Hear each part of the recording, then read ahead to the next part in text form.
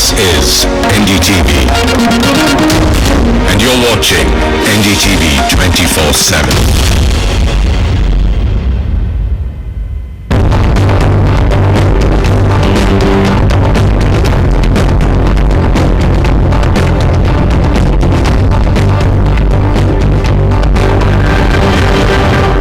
Good evening and welcome to the NDTV Dialogues. Tonight, we focus on the Upar verdict.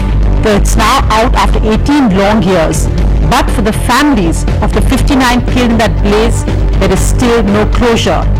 In fact, deep disappointment and grief. The Supreme Court verdict had said that the Ansal brothers, the owners of Upar Cinema, will pay 60 crores, but they will not go to jail. That, the families say, is a symptomatic of a larger problem with the system. We'll hear from them because joining me are Shekhar and Neelam Krishnamurthy. They lost both their young children in that blaze and have fought along with other families for 18 years of adjournments, hearings, 4 judgments. They fought and they say their fight continues. Also with me, Neelam Katara, someone who's gone through some of that same journey when she lost her young son, again killed by 2 men connected to a powerful political family. She fought the system again alone. She managed some success but shares some of the pain. Also joining me tonight, the legal view. I'm joined by retired Justice G.S. Mishra. Now, Justice Mishra was part of the 2-judge bench which upheld the sentence given to the Ansal brothers, their sentence of jail as well. That was last year. This was an appeal filed by the Ansals, which the Supreme Court finally decided on Wednesday. I'm also joined by Soli Sorabji, former Attorney General of India. Neelam and Shekhar, we've seen the deep grief that you've been through since this verdict came out. You've questioned and challenged the system. Why do you say that today? Why do you feel this is a system which is against the victims? One, that yesterday when we were in the court and when the judges were listening to Mr. Ram Jethmalani, he addressed the court from 10:30 till 3:40 in the afternoon on the question of quantum of sentence. But what Mr. Ram Jethmalani argued, he started arguing on the charges. He read a judgment, Qurban Hussain, which I have heard him read about 100 times in the last 18 years. And also he started reading the deposition of the witnesses. This is no stage to read all this. Although I am not a lawyer, but I know that much. But when you are arguing on sentence, you should have referred to the judgment which was delivered by the Honorable Court. And that's when he said these are the findings, and then we should go on to the sentencing. But he wasted the court's time in all this, and the judges gave him a very patient hearing. And later on he came on to this, he even went to an extent of saying that, the judges said in that case you want to challenge, please go for a review petition. And then he says all right, and suddenly Sushil Ansal comes from the back and he comes and says no, we don't want to file a review petition. You argue and you tell them. That's when the whole thing that we're ready to pay compensation, we can pay 20 crore. And then Salman Khurshid got up and the whole thing took another turn, and somehow he got the judges into saying this, that we are willing to compensate the victim, we are ready to put up a trauma center and we do some good deeds. After all, we are doing so much for the society, we are running educational institutes. I agree, but Neelam, let's leave aside the details of what happened in court yesterday, because those will be subject to interpretation. Their lawyers are not here, the Ansals have refused to come on the show, their lawyers have refused to come on the show. But the larger point you're raising about the system, because I think that's something which you've seen the outpouring of support. You've seen a political party come out up and say that they find the judgment was disappointing. Why do you think this system, because in that sense you did manage to get Harish Salve to represent, the CBI managed to get Harish Salve to represent them. He's again one of the top lawyers in India. That was thanks to the government had appointed him. And it was his willingness to take up this case pro bono. Had he been charging, I'm sure the government wouldn't have agreed. So why do you feel, you said that this is the worst day for me since the day of the blaze in which you lost your children. Why did you say that? Because you see, that day I lost my children, but then as a mother, I felt all right. As a mother, I have duty to get justice for my children, and I wanted to do that before I die. And with that hope, I lived these 18 years. We've actually been suffering. I've undergone a lot of psychological problems. And when, in the end of it, when the court lets you down, they set them free. The freedom was at 60 crore rupees. That's all. Probably 6 flats for Ansals. That's all that it means for them. They have not given a thought as to what have the victims gone through. What trauma have we undergone. Each and every hearing I have attended, Now, the most important thing, what I felt very pained about was the court has, considered mitigating factor is of a prolonged trial. They faced 18 years prolonged trial. Too prolonged the trial is too prolonged. But for me, what I want to say, the judges must go into the fact who was responsible for prolonging the trial. We at every stage, let me just complete this. As victims, we approached the High Court at the time of framing of charges. We approached the High Court at the time of trial twice. It was only on the direction of the High Court that the trial had to be concluded by 31st August. Then when the trial was in the High Court, we went to the Supreme Court. The bail was cancelled by the Supreme Court. The Supreme Court ordered for a day-to-day hearing, and there the arguments were concluded in 26 hearing. Mr. Ram Jethmalani argued only for 4 days. And now when Mr. Jethmalani was there in Supreme Court, he took 8 adjournments between 2010 and 2012, and in the Supreme Court he took over a year to argue. Madam is here, Honorable Judge is here, and she would be able to tell you. He argued from 16 November till 21st November, and in the order on 7th of February, the judges have noted Mr. Jethmalani has argued extensively for the last few months. I'm going to bring in Justice Mishra, who of course gave that judgment, but let me just first get in Shekhar, your husband, who went through the same bereavement, and let me say again how sorry we were about what happened 18 years ago. Mr. Krishnamurthy, your wife in a sense became the face of this, and she's taken a lot of the attack, and there's been almost a campaign in a sense against her. You said that just a short while ago she was called insane by an opposing lawyer. How do you answer people who say you'll have to move on?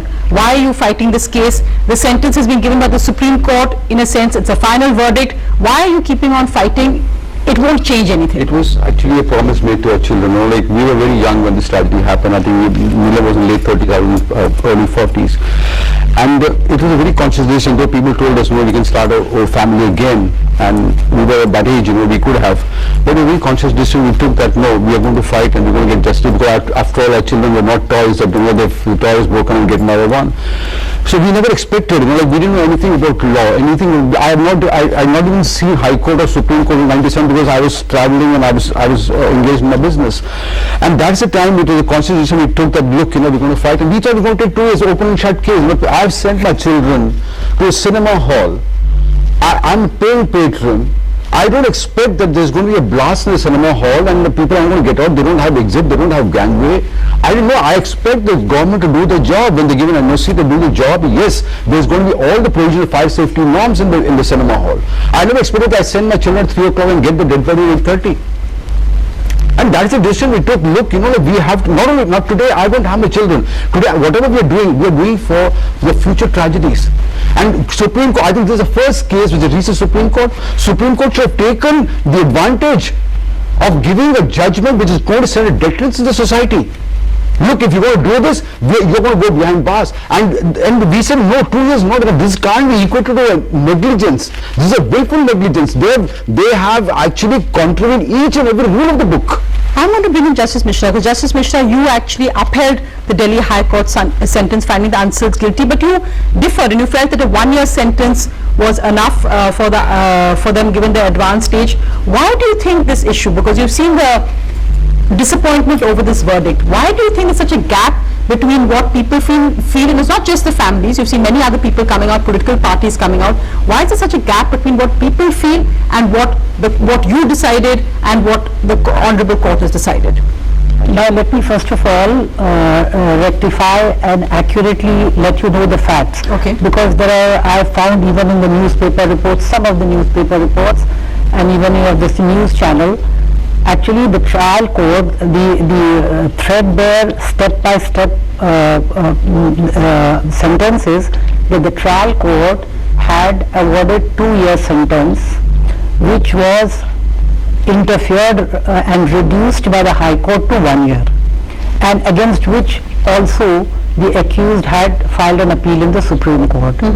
So 2 judges, myself and my co-judge Justice Thakur, we upheld the conviction, but I took the view that in the facts of this case and under where there has been such colossal disaster of human lives, why the High Court thought it appropriate to interfere with the trial court judgment and reduce it to 1 year. So I would put the record again straight that I was the one that I was not happy that the sentence was reduced to 1 year. I was of the view that no, it should be, the maximum sentence should be awarded of 2 years. In addition, exemplary punishment should be awarded to them, and I imposed a fine of 100 crores, 50 crores to each of the two brothers.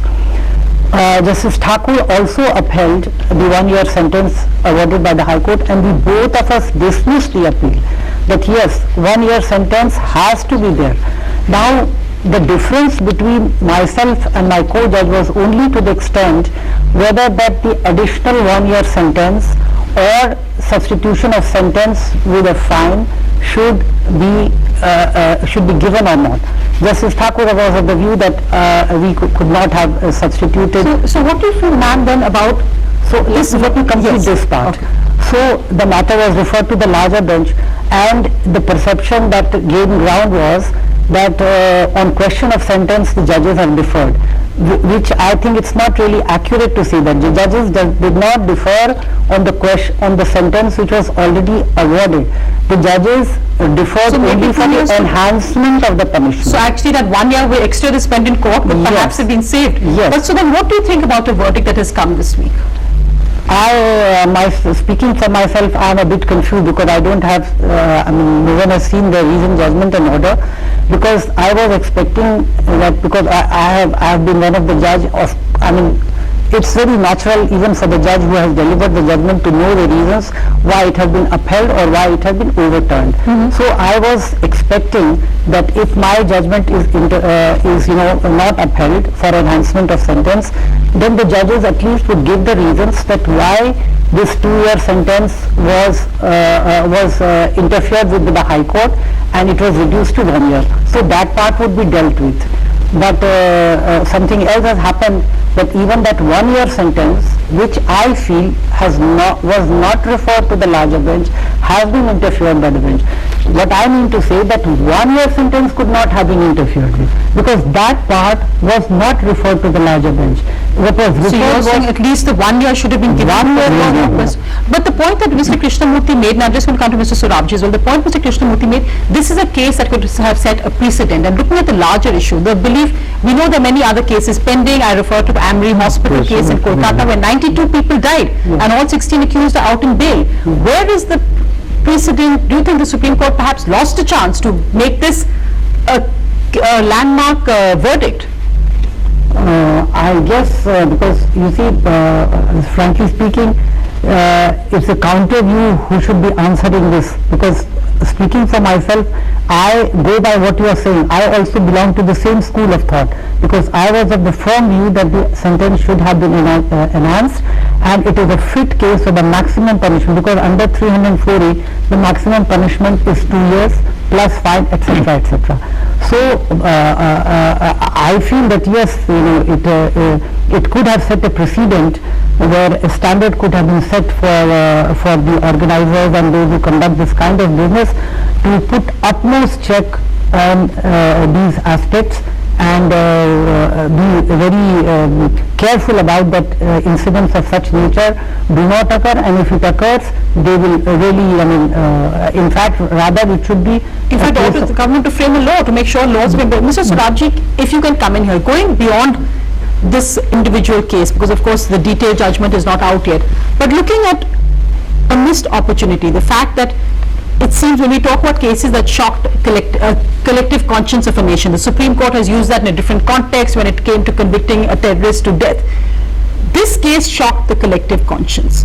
What do you think, as the former Attorney General, what do you think is actually the next step? The CBI can of course file a review petition, but for the families of the victims that means more years in jail. Do you think the system as it is now is completely set against victims and their families? I won't go to the extent of saying the system is against it. You see, after all, judges are human beings. They have their own perceptions. They have their own mindsets. And they're responsible with this. It's almost amounting to compounding and uncompounded offense on the question of payment of fine. I don't see how money can be added to a compensation for the trauma that the victims' families have suffered. So when people say blood money, what would you say? When people say is it blood money, this is paying a fine, it's That's not quite correct. There's nothing like that. Because sometimes carry away by the advocacy of the council. Maybe Ram Jethmalani was too powerful, judges who resisted. What I really find objectionable is not giving time for each salary. They asked for 15 minutes or so. Yes, right. They could have really given it. I mean, technically they said they passed the judgment for the review.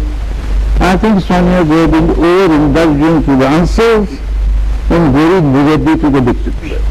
And that's what I find this I agree with you, sir. That's why I was so angry. But as I said, the answers and the lawyers will not come and